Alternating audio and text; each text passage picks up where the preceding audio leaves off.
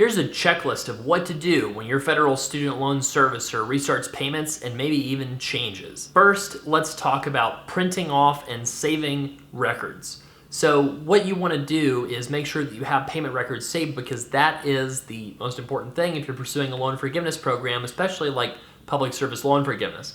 Fed Loan Servicing is going to be leaving the picture here shortly. Other servicers might leave the picture some point in the future. So in terms of saving records that you have with that servicer about payment histories, the easy way to do this is just to log into your account and look at the most recent employer certification form and just take a picture of it. You should hopefully have a automatic backup to the cloud like Google Photos or iCloud, and then you don't really have to worry about printing off something and saving a physical copy. I never save physical copies of things. I just prefer to take a picture of it, and that'll save it to the cloud just in case, when that old online account gets closed down, you won't lose that information. You also need to save copies of correspondence, so that's next. So saving copies of correspondence usually just means you send them an email and they send you an email back, and just don't delete the email. At least have that proof so that you do have a written record of whatever you've talked about with that particular rep.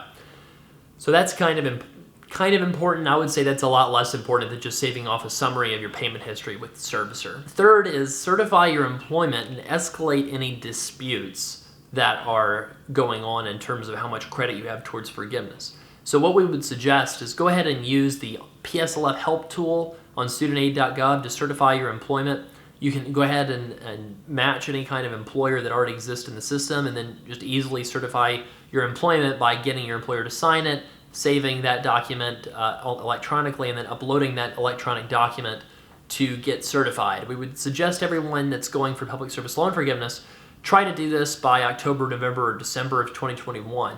That way you'll have your PSLF certification be current when your loans get transferred to a new servicer. Also, if there is any discrepancy involved in the number of payment months that you've been credited for, you should go to CFPB and file a complaint after trying to resolve the situation with your student loan servicer. That will help escalate the dispute so that you can get your payment count corrected before the loans transfer over to a new servicer that may not know what was going on at the old servicer. The other thing you should do, number 4, is monitor your payments and your auto debits from your bank account. So student loan payments and interest start up again January 31st of 2022. Approximately 4 weeks after that, near the end of February, you're going to have your first payment debited. Now that's going to be very well communicated to you. You should know exactly what will happen with that, but that's the first time a payment would happen, and you would just want to monitor your bank account to make sure that everything's set up right where that auto debit happens properly. Now for people that are transitioning away from Fed Loan Servicing, that's going to be with a new servicer, and you would just need to make sure and watch your bank account to make sure that debit happens as expected. If it doesn't, you would need to reach out to your new servicer. 5 is monitoring your credit. So you want to monitor your credit because when servicers transition old accounts to new accounts, sometimes they will not, report to the credit bureaus inaccurate information about you not making a payment. Sometimes it's accurate that you didn't make a payment, but it's the servicer's fault for not contacting you, or maybe the servicer had incorrect information about like your address, for example, your email address was outdated, or maybe your phone number was outdated, and that reminder did not reach you in time and it hurt your credit. So definitely go ahead and monitor your credit. We suggest doing this anyway. There's a site, freeannualcreditreport.com, that gives you a free credit report from each of the major bureaus once a year. You can probably rotate that every 4 months, use a new company to see what your credit report looks like, just to make sure that there's no major problems. Number 6 is update your contact information and your address. I can't tell you how much of a problem that causes, and it's not necessarily like anybody's fault, because people move, and like changing your address with your student loan servicer might be the last thing on your mind, right? But go ahead now and go to your student loan servicer and update your contact information, because a lot of people moved during this pandemic.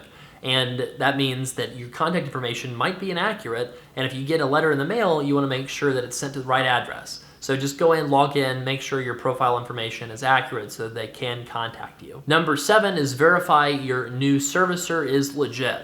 So the way to do that is you can log into studentaid.gov and then you can see hopefully the name of your servicer listed on that federal website. Number 8 is expect an email or a letter from your old servicer letting you know that they will be closing down their relationship with you, and you will have a new servicer taking over, and then expect a welcome letter from that new servicer and an email from that new servicer letting you know that they are now your servicer.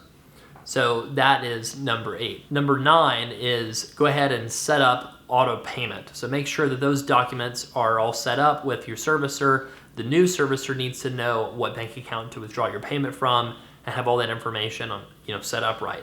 I would anticipate that possibly the servicers might transfer some of that information over to minimize the disruptions, but that in general would be the expectation, is they would ask you to set up auto pay and set up the bank account information for that. Finally, number 10 is making an online account. So they will encourage you to make an online account so that you can more easily see any kind of information that you need to, instead of having to pick up the phone, which I know millennials and Gen Zers really don't enjoy doing.